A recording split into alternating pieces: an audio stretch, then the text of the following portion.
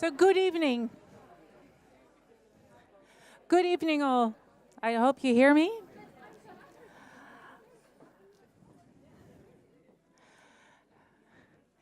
Good evening, citizens of Amsterdam. Who are not citizens of Amsterdam here? Oh, that's good. A few extra. This also is for you today. So this evening is about remaking the city, reinventing the city of the future. Actually, what does it mean?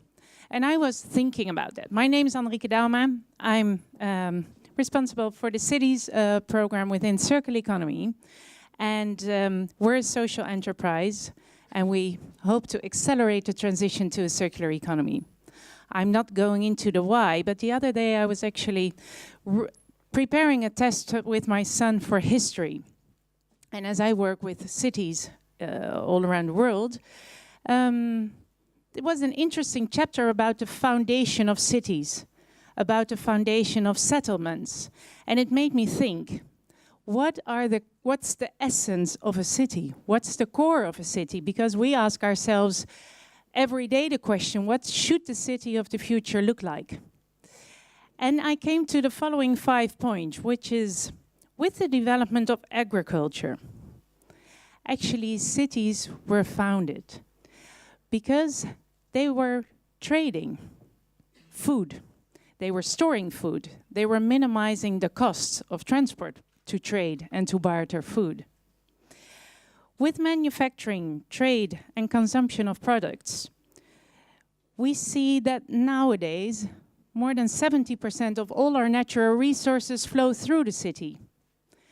And we see that that actually also accounts for over 60% of energy use in cities, because at the moment, more than 50 people in the world live in cities. And it will be 70 to 80% in 2050. So cities is where it all happens if we speak about a thriving future, a new future.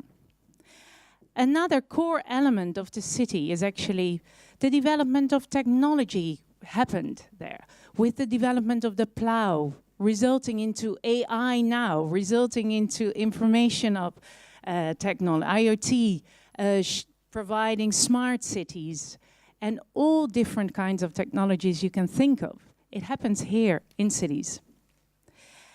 Also protection.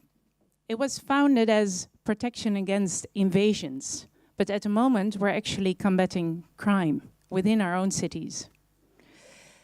Another, and last but not least, extremely important core element of a city is the community. We live in cities, we walk in cities, we eat in cities, we consume in cities, we love in cities. This is community, this is where we want to be together. And that makes our city so emotional, our own place. It's an emotional thing to love the place where you come from. People are proud when they speak about where they come from. And actually, we see that these benefits of a city are becoming more increasingly a cost, because we pay the price for our climate change. Increasingly, we pay the price for pollution, air pollution, water pollution, higher cost of living, degradation of our biodiversity. Probably not needed to tell all of you this. So that brings me to the question, what is a thriving city again? Isn't it about reinventing and rethinking about how that should look like? And we were thinking about that, or we are thinking about that every day in our work. At least I am. And then we came across a few years ago already the framework of the Doughnut. And that model actually touches upon every single theme which is core to a city, which is core to a community, to how we want to live together. But it's not being brought together at the moment because it's siloed. We think about it from a health perspective. We think about it from education. We think about jobs. We think about climate change. We think about ocean acidification. We think about all different things and topics and themes in silos. So the Doughnut economy and bringing this together in a holistic way of thinking is amazing. And I'm extremely, extremely happy that we embark with the city of Amsterdam, the region, the port of Amsterdam, its partners, on a journey. But it wouldn't be so if it wasn't for the citizens of Amsterdam, because it's providing a thriving place for the citizens. So I will stop speaking and I will hand over to Kate Raworth, and I'm super happy that we collaborate today on this pioneering journey for the citizens, with the citizens of Amsterdam, of other cities, of other beautiful places that you're proud of. And I'd love to hand over to you, Kate, author of Doughnut Economics.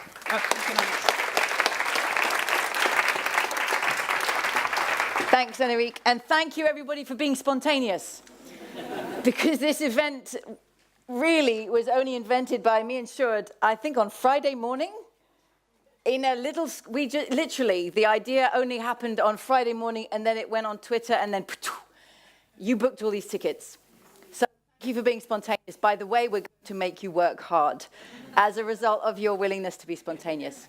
So I just want to say 4 things. 1, thank you for coming. 2, this is an experiment. We've never done this workshop before. I was literally making up the format on the train. Thank you for coming along to experiment. See how it feels. Ride with it. Some of it might work great. Some of it might feel funny. That's what it feels like to be part of an experiment. We really want to know, because this is just the first. This is the beginning of a big experiment, as Enrique was saying.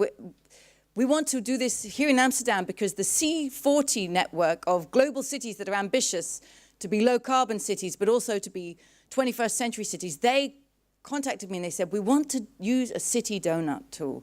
We want to turn the donut into a tool that we can use in cities all around the world. Where should we begin?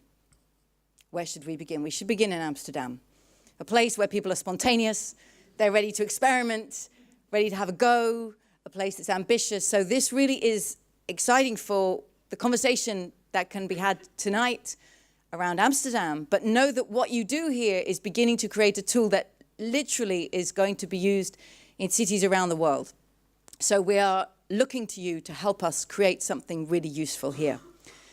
We're really hoping to get 2 outputs out of this process tonight. The first one is for Amsterdam, a message from you for your city. So Enrique and I will be meeting with some of the city council members of Amsterdam on Thursday to have a donut workshop with them. And we are so pleased because now we can take with us what you write and produce at these tables and put it on the wall and say, this is the first opinion from the citizens of this city about what we're doing. So yours will be the first voice. That means everything that you write, all the dots you stick, the words, the pictures, that is all valuable information. We're going to take it with us and share it with the city. So really pay attention and enjoy writing your views down.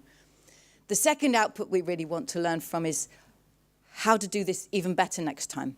What works, what doesn't work. So we really want your feedback about the process. If it's irritating, we want to know. If it's great, we want to know.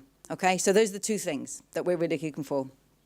Most of this evening, I'm going to overview the process first, but most of this evening is going to be you working at tables. And we'll be giving you about 20 minutes and then asking you to come back to the group. I don't want to stand here and shout like some school teacher over the top of you. So here's what I'm going to do when the 20 minutes is up. I'm going to go like this. If you see me do that, also put your hands up. And then until everybody in the room, like, why is it? Oh, yeah, we've all gone quiet. The hands have gone up. Okay, so that's how I'm going to try and stop the conversation. So just if you see me do that, please put your hands up, and then we'll just come back to a group, okay? That's all I have to say to kick off. So, I don't need that. I need that clicker. Okay, so let me tell you what the heck you've come along to do. The City Doughnut, it began here on the 5th of February 2019, right now in this co-creation workshop. Yes. So I've been coming to Amsterdam for a couple of years, in fact, several years, presenting the Doughnut. This was in June last summer in this very building. But no, it wasn't in this building. It was another building. WeMakeThe.City. But I'm not talking about the Doughnut. Talking about the Doughnut. Tonight, I'm not going to talk more about the Doughnut. We're going to do the Doughnut. This is why this is a workshop, why you're at tables and you've got the pictures and the pens. This is the next step, and that's why I'm so excited. So let me talk you through what we would love you to do tonight with your minds. Here is the donut concept. The idea that we need to use Earth's resources so everybody can meet their needs. Nobody is left here in the center, falling short on the essentials of life. But then we're also not overshooting those planetary boundaries and putting so much pressure on the planet, we began to kick our planet out of balance. That's the global picture. And if we put data on it, that's the global snapshot of where we are. Millions or billions of people in the world falling short on their essential needs, and we've already overshot at least 4 of those planetary boundaries, probably more. This is the picture I've been showing around the world. And people started coming and saying, well, that's a global snapshot, but can we do that for here? Can we scale that down? What would that look like to do that for here? So how can this be turned into a vision and plan of action for specific places? That is really the big question that we're exploring tonight. Does it work? Maybe it won't work. And then we don't do it. But maybe it will work, and maybe we can find something really useful for opening up conversations and promoting change. A couple of years ago, somebody sent me this picture on Twitter. Oh, in Berlin, we're having a city workshop on the donut. And I was like, wow, I can't read German, so I don't know what they were doing. But they're trying to figure out, how do we use this? They were experimenting. In Stockholm, an urban designer wrote to me, he had a donut up there on his design table. He's designing a new suburb of the city. How should we design this suburb if it's going to meet the needs of all people within the means of the planet? So people are trying, people are experimenting. In fact, there are 4 places right now that have been in touch with me and said, we want to do a donut here, we're going to do it here. So there's a little neighborhood of the city of Birmingham in the UK here, Ladywood. It's one of the more deprived parts of the city where many people are falling short on their essentials of life, and they want to do a very local donut. Then this town Knivsta in Sweden. It's about 20,000 houses at the moment. It's going to be doubled to 40,000 houses over about 20 years, so they're going slow, but it's a doubling. And they want to do it really respecting the community and the ecosystem. Here we are in the city of Amsterdam, where circular economy and the city are saying, can we use this as a tool? And then the nation of Costa Rica. There's ambition there to say, can we actually make Costa Rica one of the world's most first regenerative countries? We want to do a donut for our country. So what I love about this is these came spontaneously.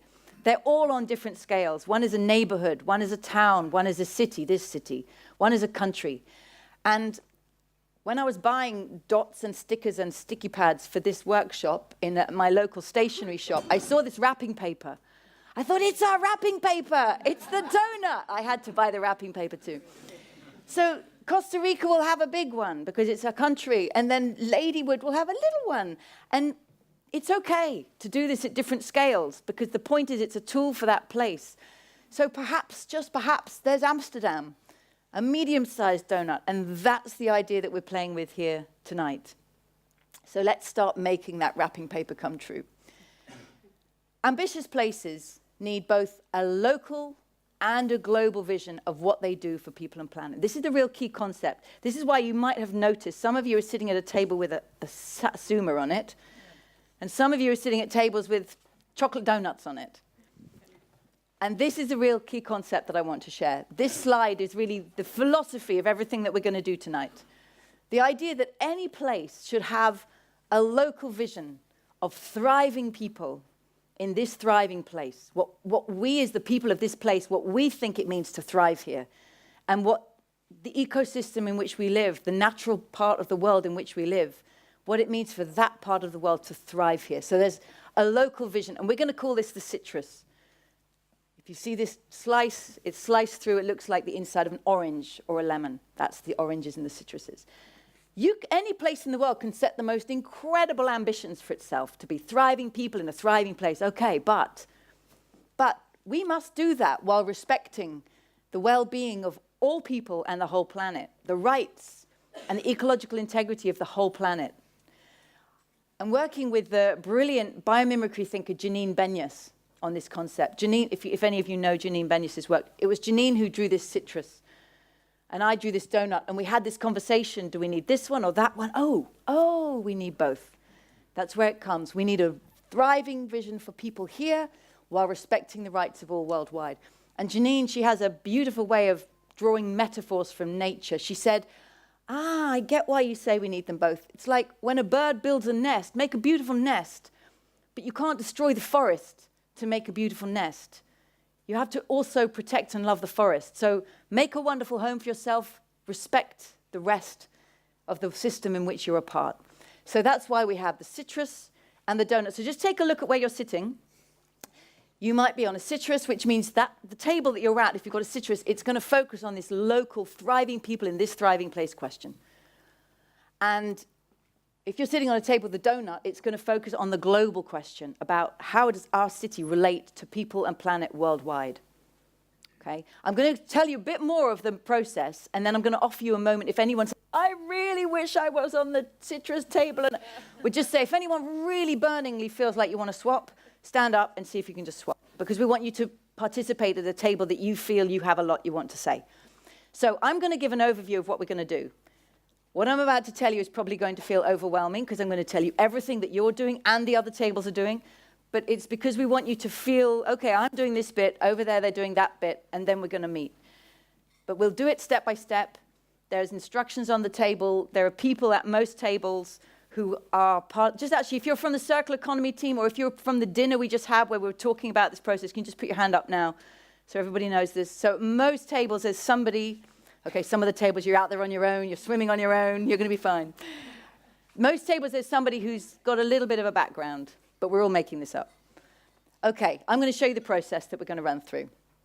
So I'm going to talk first to what the citrus tables are going to do, okay? So the citrus table, everyone's going to do 3 steps. The first step for the citrus table is to ask this question. What does thriving mean to people living here? What do we mean when we say we're thriving? What would that look like?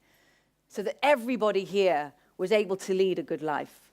What would that involve? What would that look like, and how would you make it visible? And you'll actually write things into the center. These are just some ideas that Janine put down. You don't have to use those ones. That's just what she put down. You're going to make your own thriving inner segment of your citrus.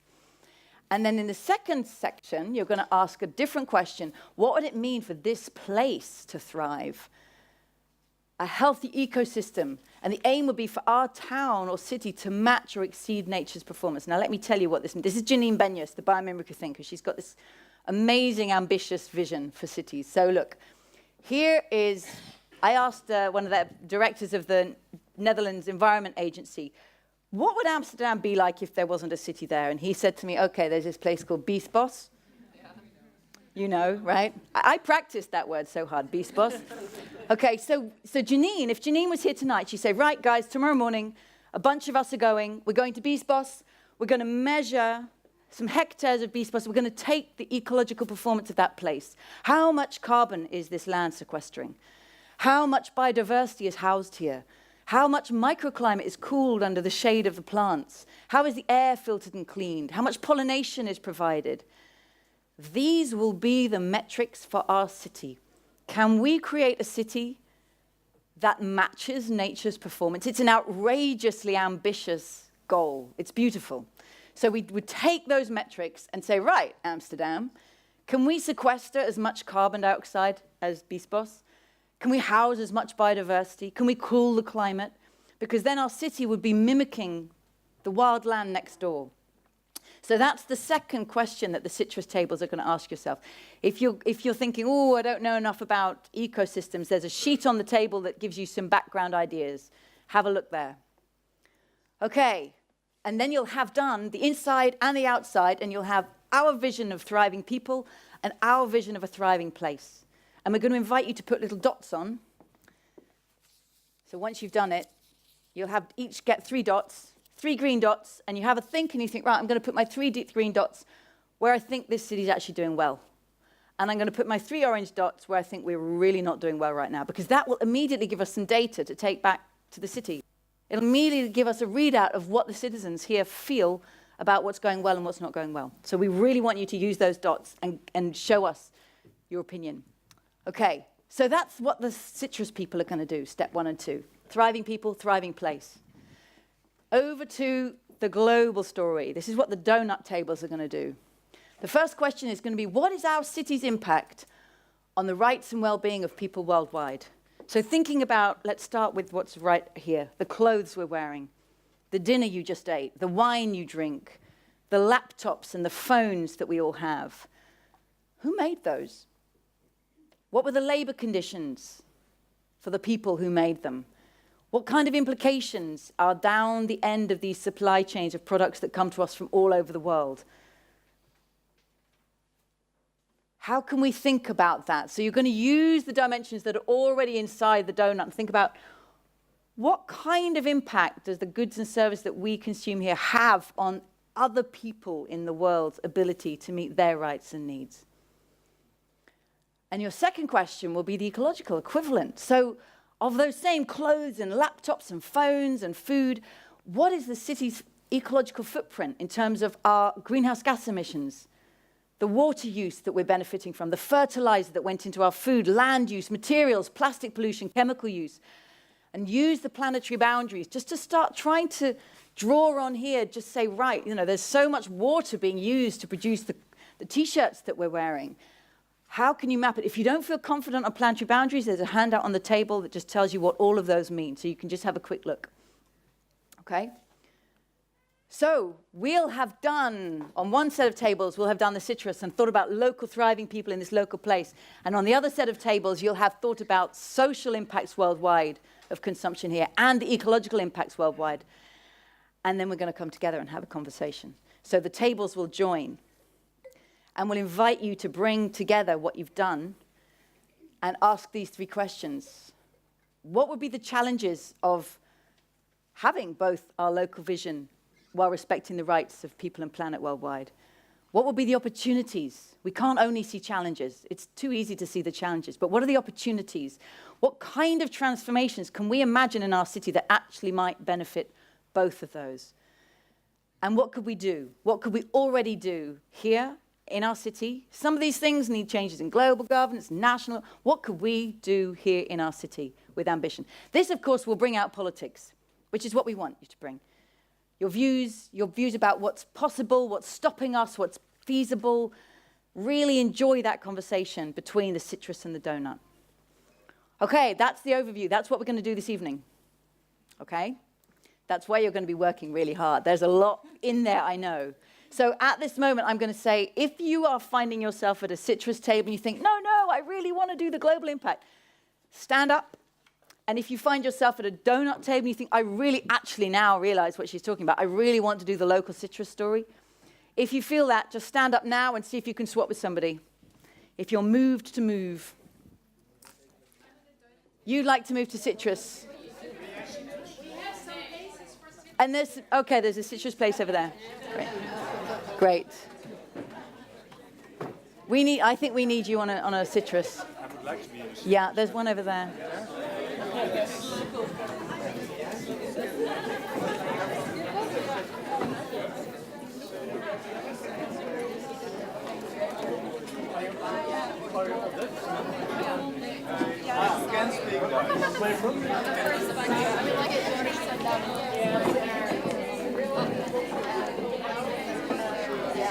It's perfect to keep it clean.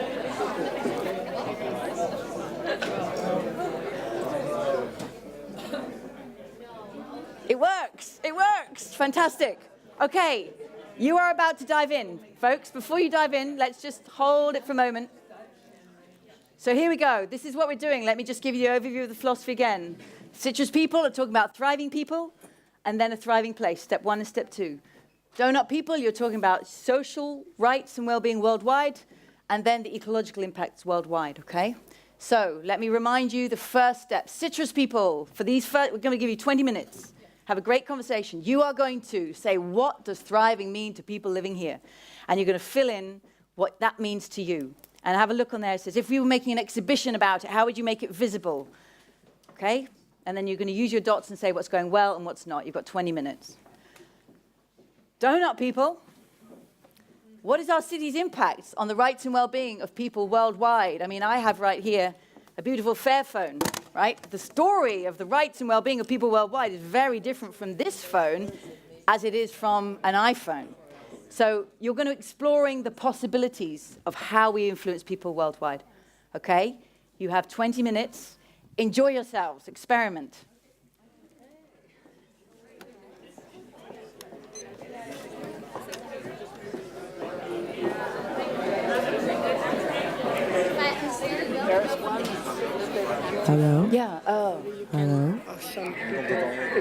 Otherwise, if they merge, it depends on you. But I think I don't want to disturb them.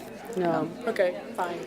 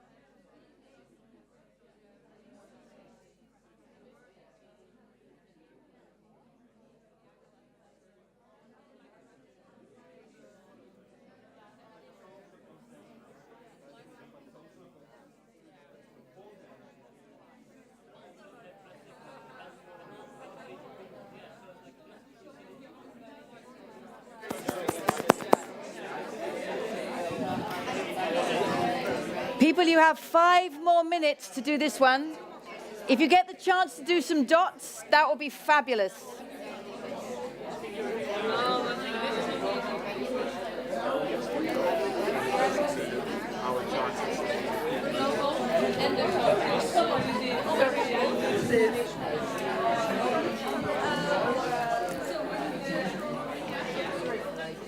Something happened.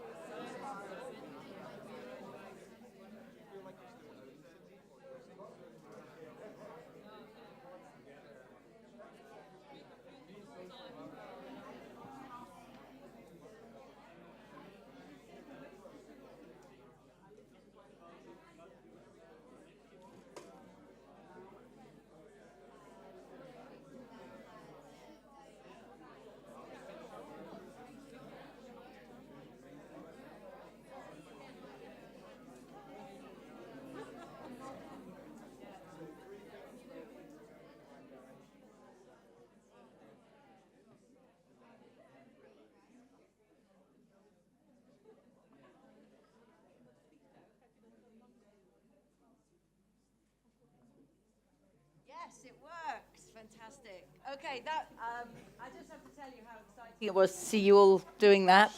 Running around with the camera, it's like I was texting my husband, look, it's happening, we're really doing it. So thank you, that was brilliant. Okay, so before we go on to the next step, let's just hear some things back from what you've been doing.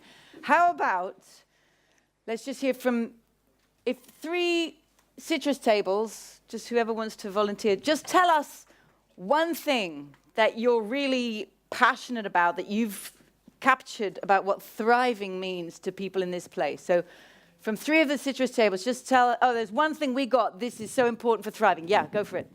So obviously we had several things, but we really think water is really important for the city, and in actually 2 different dimensions. So water as in the canals, which is very significant for the city, but also clean drinking water from the tap. And not only in the households, but actually all over the city, so tourists even can just tap it wherever they go. Brilliant, and actually that beautifully connects the human body's need for water, but also the ecosystem of water. So you started connecting the inside and outside. Brilliant. Okay, that's 1. We're going to have 3. Another citrus table. Tell us one thing that you're passionate about that you got for thriving in this place. One phrase, one idea. Yes, the guy's right over there.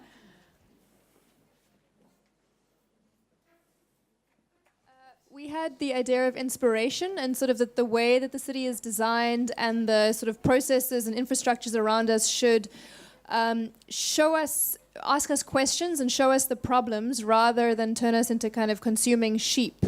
So we wanted the city to bring questions to us rather than hide problems from us. Brilliant. Brilliant. Okay, one more thriving. That's great. I love the elemental need of water and then the aspirational need of bringing questions to us for inspiration. A third, another citrus table. What have you got? Yes.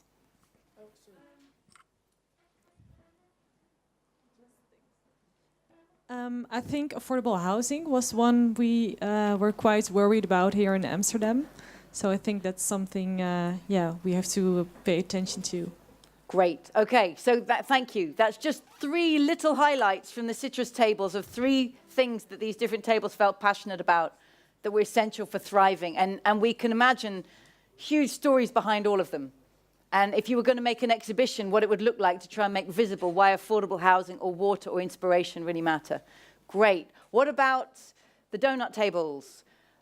We would love to hear, say, from 3 tables again, one social issue that you think is so clearly important about how this city consumes and its social implications elsewhere in the world that just cannot be ignored. 3, yes.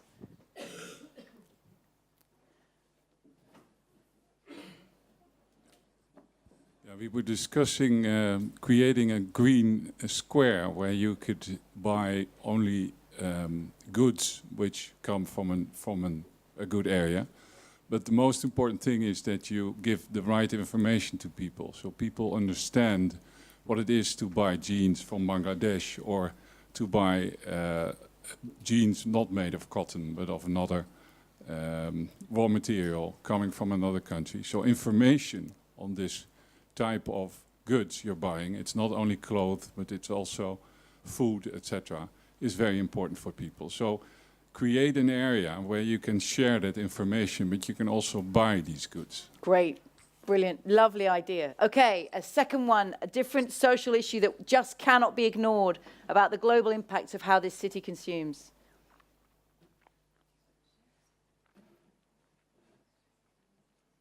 Or are there no other social issues? Just give us one. Because the citrus people have been thinking about other things. Just give them one flavor.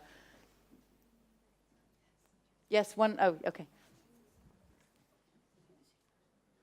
Well, I think that in response to what makes the city thrive, one of the factors that was named was housing, indeed. Affordable housing for like all classes, all social strata. And I think that the impact of Amsterdam is huge in that, in the sense that it's one of the fastest like problematizing housing situations in the world, and the price of houses here is like increasing dramatically. And I think that the impact globally of a city like Amsterdam can be huge if you manage to flip that around and at this moment, actually, it's contributing very dramatically to the problem at a global scale. Great. And there was one third one over here. Somebody put their hand up. Where was that? Yes, brilliant.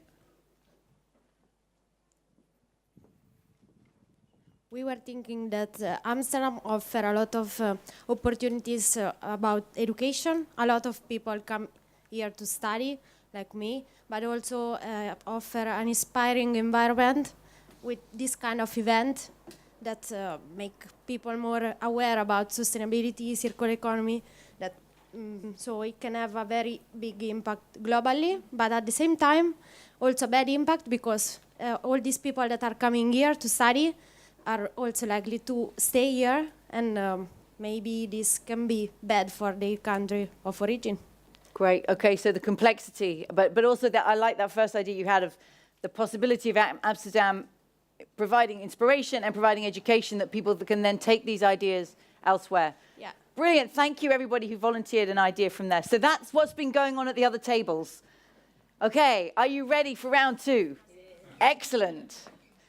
So, citrus people, now you're going to ask this really fascinating question. This is Janine. I wish we could, I'm going to take a photograph of you doing this. I'm going to send this to Janine Benyus, because she came up with this citrus idea last year, and I'm going to say, look, Janine, we're doing it. Of course, it's Amsterdam where we're doing it. We're doing it. So you are going to ask, what would it mean for this place to thrive, this place that's been reclaimed, drained, and turned into an extraordinary city? So remember, here was the idea. Bees Boss, did I say that right? Imagine we could go there and measure the ecological performance of this ecosystem. The incredible things that nature does here, sequestering carbon dioxide, housing biodiversity, cooling the microclimate, cleaning the air, filtering the water, providing pollination. What on earth would it look like to say that our city was going to have that ambition? This is a question that's beginning to be asked worldwide. I think it's exactly the right kind of ecological ambition for the 21st century. So how could we design our city to match or exceed nature's performance? Start to identify the kinds of performance that you think this city should be providing. There are a few, pick your hand up if you're at a citrus table and you know a little bit about the environment. Brilliant. One here. Anybody? I know there's some water experts in the room. Yes, okay, so help everyone at the table, because sometimes people feel a bit afraid of, I don't know about this, but actually we can all begin to understand it, and there's a piece of paper on the table that can give you some more clues. Okay, so that's what the citrus tables are going to be doing next. And the donut tables, you're going to be dealing with these big red splodges out here. That we know the Netherlands, like every other high-income country, has very big red splodges coming out of its donut because we have extraordinarily large impacts in the world. So how could you document and think about the city's global footprint of its carbon emissions, its water use, fertilizer use, land use, materials use, plastic pollution, chemical use? Remember, we're talking about all the materials and energy coming in and all the materials going out, not just the things we buy, the waste we create, and where does it go? Okay? So you have 20 minutes to add this to your picture. Start working on the outside of your donut and adding in that layer. Go, go, go.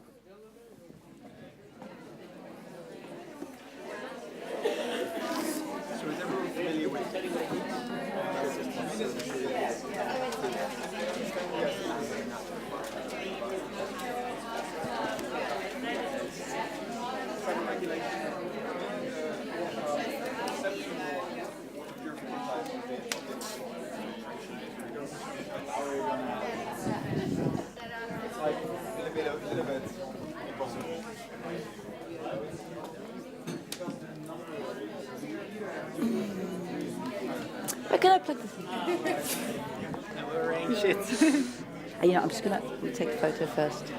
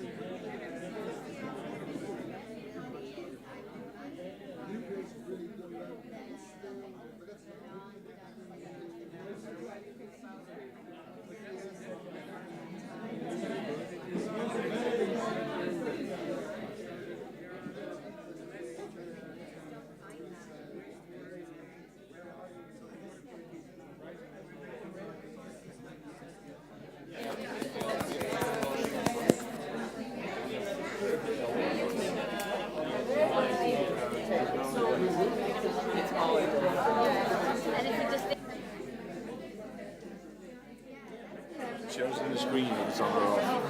Ah, It says that's on. how it's on. Okay.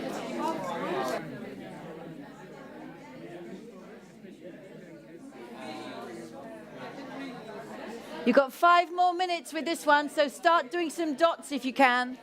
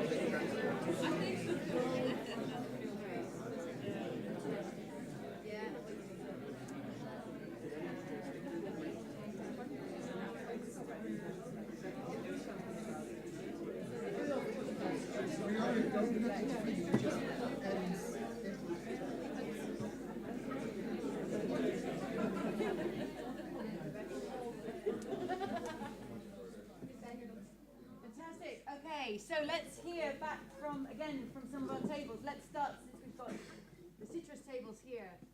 Free table, tell us one fabulously wild idea of what you had as an idea for how Amsterdam could start to match the performances of the wild land on which it was originally built. Any three tables got an idea? Yes.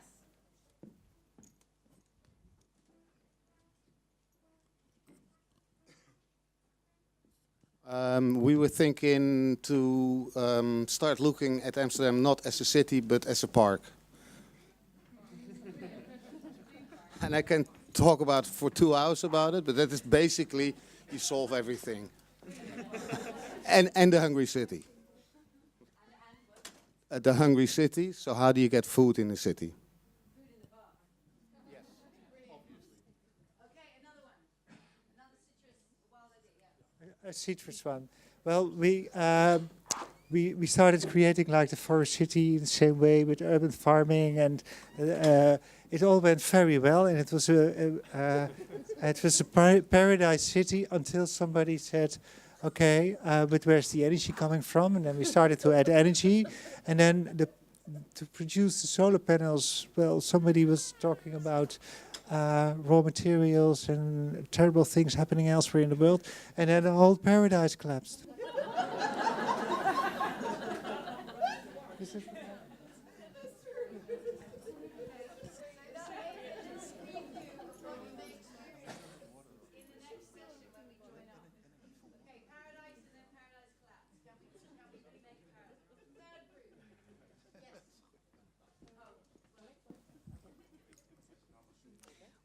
We were thinking about creating a regenerative city who actually absorbs carbon oxide and in that way make not only the city healthy but also be very important for the total area. So a city that sequesters and absorbs carbon dioxide. Yeah. And there's a fourth one, very keen over here. Can we have the fourth one here? Sure. Yeah, we thought the Biesbos is, of course, an area that is sort of a national migration route. So we thought Amsterdam or this region in the future should also be a natural migration route for animals again. Okay, and what about the, the donut people? So, of those of you at donut tables, tell us one example of Amsterdam's global footprint that really has to change. Something that really has to change, that is, we cannot keep going on like this with this Yes.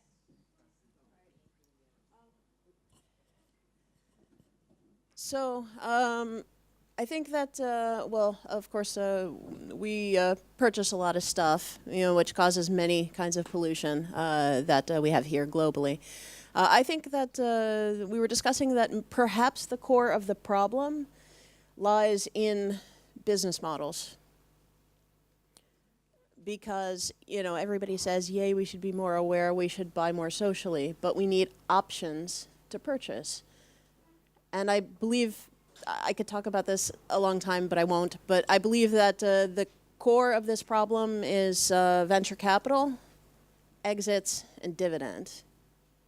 If we can think about ways to implement post-growth businesses, without those three things, I think we very well could solve the problem.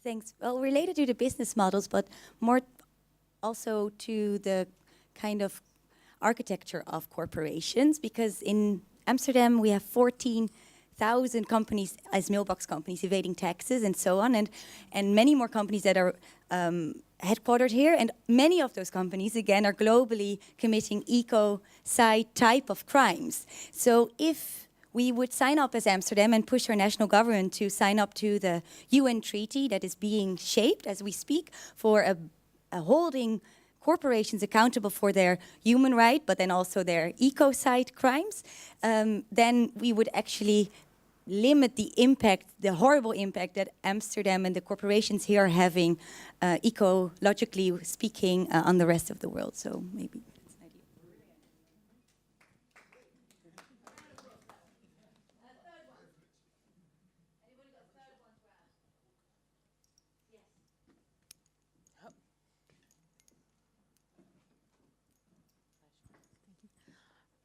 We also concluded that whatever we use, is it energy or food or clothing, it all has some byproducts that we ignore now.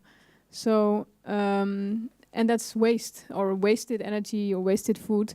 And it would be interesting to see how we can close the cycle and make everything that we use or use everything that we consume in such a way that it is not ended up as waste, because waste, in the end, like my teammate here said, there's nothing. We can't lose anything. It will always be with us on the planet. So better come up with efficient cycles and use everything in an efficient way. Fantastic. As regenerative designers say, there is no such thing as waste. It's just a resource in the wrong place, which is another way of saying exactly what you said. Exactly. Fantastic. Thank you. So we've had 3 citrus, 3 donut, and now comes the moment where you're going to have orange juice with your donuts. We're going to turn this into conversation. So we're going to have citruses meeting donuts. Now, where I'm standing, there's always a donut and a citrus, a donut and a citrus, all the way down. So we're going to ask all these tables to literally join up. And you're now going to connect your conversations. You guys connect with the one behind you.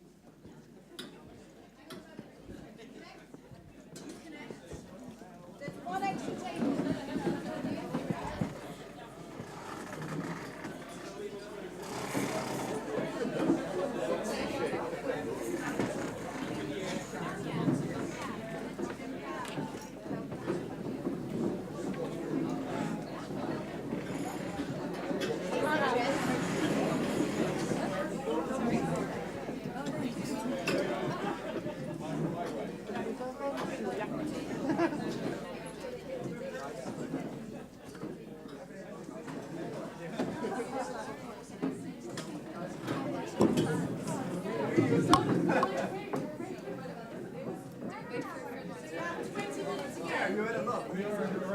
And you're going to share with each other what you've done.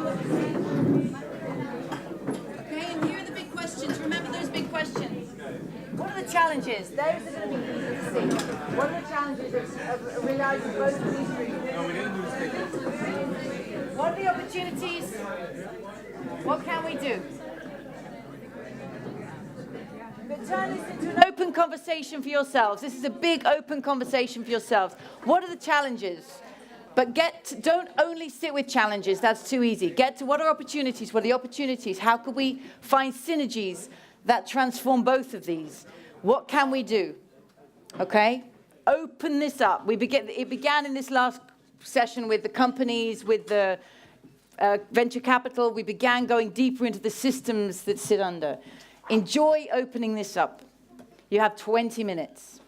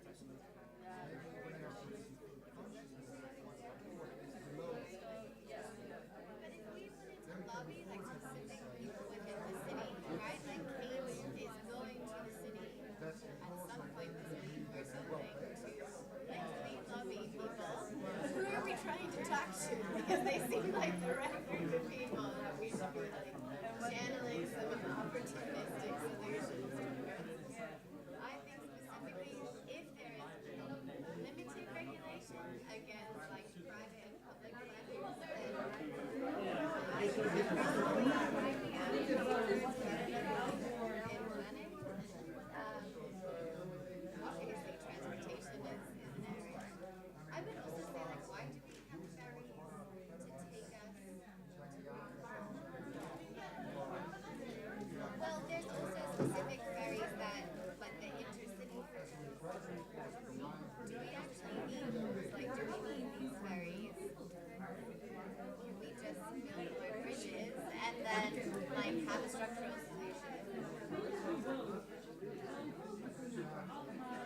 Okay, so we're getting out of the cruise ships. This is a big opportunity, and it's like my systematic. Cut the cruise ships out. Build some bridges.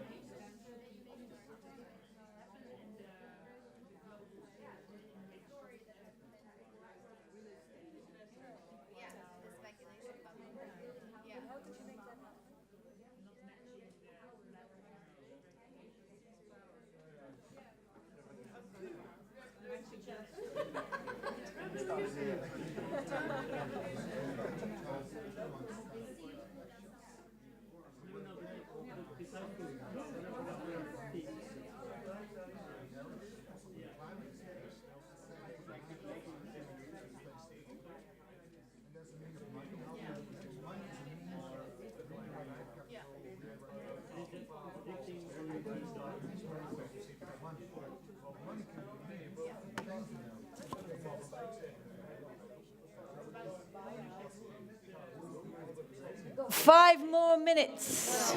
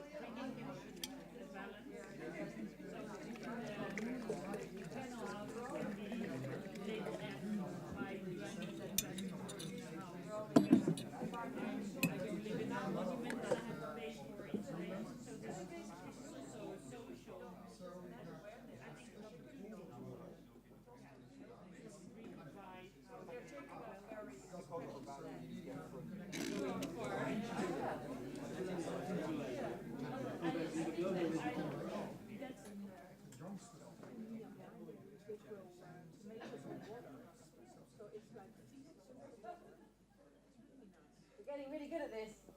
Brilliant. So sorry to stop that conversation because it was so clearly very, very rich.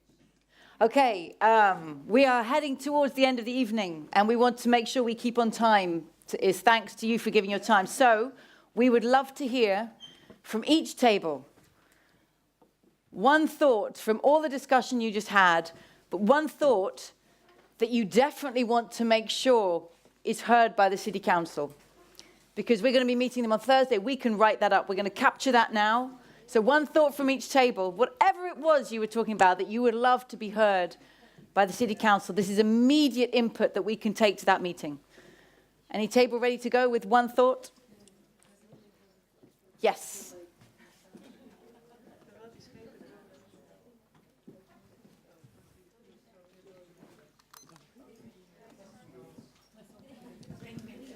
It's actually an idea stolen from Finland. They have a ministry for experiments, and they're doing 300 experiments all at the same time. They think of the experiment, and from below, a town can say, I want to join this experiment. And when they actually succeed, another city is like, I want that too. And so it spreads. And we think that's also needed in cities, that you get room for experiments and room to fail.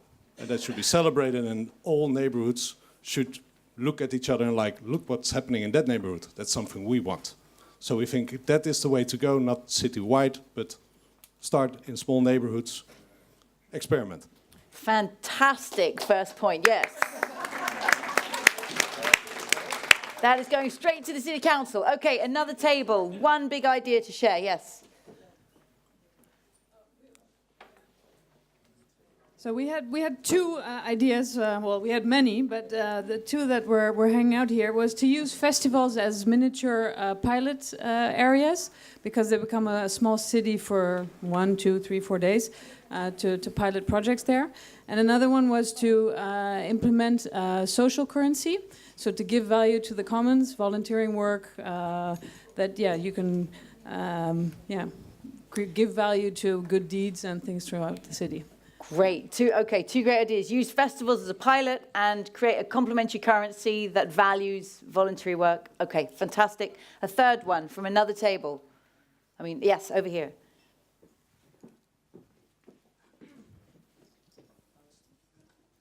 To create a new kind of narrative that links to nature. So, for example, the big capitalists, to identify them as predators or parasites.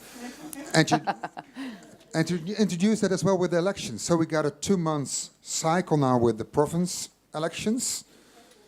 And to think about new ways of redirecting money and value. Rethink the money system.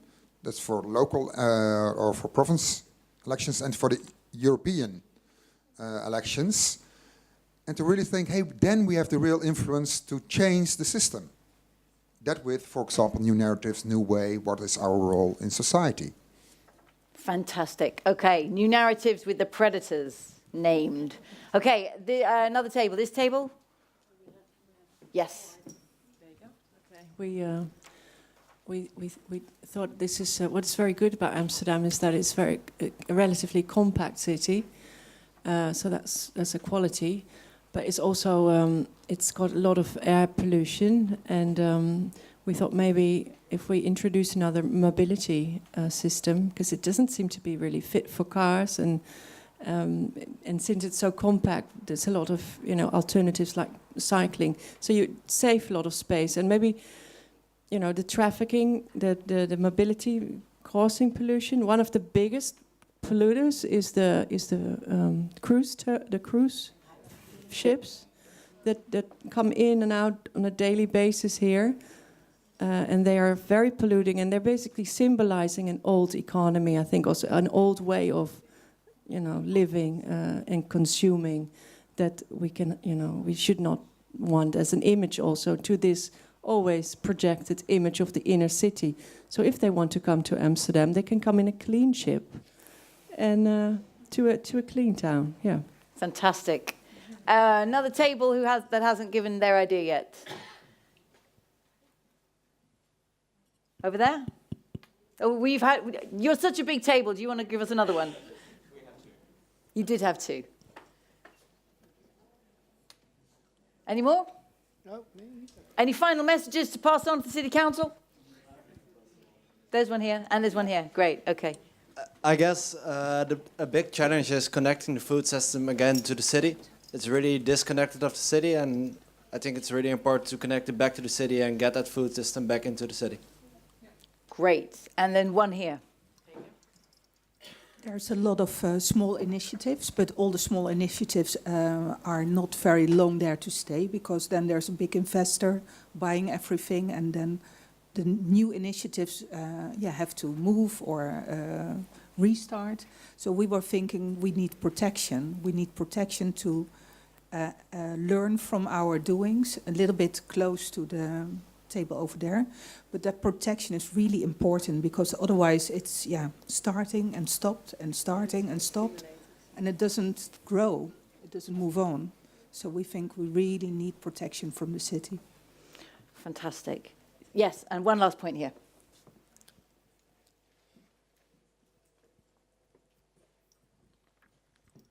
So one thing I would certainly like taken to the City of Amsterdam is a discussion of social procurement. Say more. So everybody keeps thinking we need to stimulate social entrepreneurship, for example, and we should do this through subsidies. If you think about it, subsidies, the amount of money that the government gives in subsidies is a tiny little drop in the bucket compared to what they pay to vendors when they're procuring products and services. Same thing with every company in the universe. You know, they also have a massive procurement budget. We also like to say, you know, oh, we're gonna change the behavior of the consumers, but the purchasing power of consumers is also a drop in the bucket compared to the purchasing power of the corporations. I think that we need some more focus on, and this is something the government could very well help with, a social procurement policy that could very well start in the government, and then perhaps they could provide the good role model so that all the companies out there can then follow. And you're saying procuring on, for example, labor standards and good social conditions as opposed to procuring on environmental standards? So, I mean, when they're procuring product and service, it's a long story and I'll try and make it short. But I think in either case, giving the preference to social enterprises. Oh, okay, to social enterprise. Brilliant, got it. Yeah. Thank you, we've got that one. Excellent. Okay, you've done an amazing, amazing journey this evening with your citrus and donuts and citrus and donut conversations. We can carry on these conversations at the bar downstairs. But before we do that, we would love to capture that second part of the evening that we really wanted, which is your feedback on this process, because you're the first people ever to do this. And you've been amazing and very game for going along with the experiment and figuring out, and it's lovely seeing all the different ways the pictures are being used at the different tables. We would love to spend the last 10 minutes of you just maybe talk to the person next to you just to get your ideas going, and then I'm going to bring around a sheet that you can stick Post-it notes on. So each table's going to get 2 sheets. One says, loved this, let us know what you liked. What was good? And then the other sheet says, change this. So anything you think we should tweak, do differently, do additionally, never do again, write it on a Post-it note, and we would really value that feedback from you. So you've got 10 minutes to do that.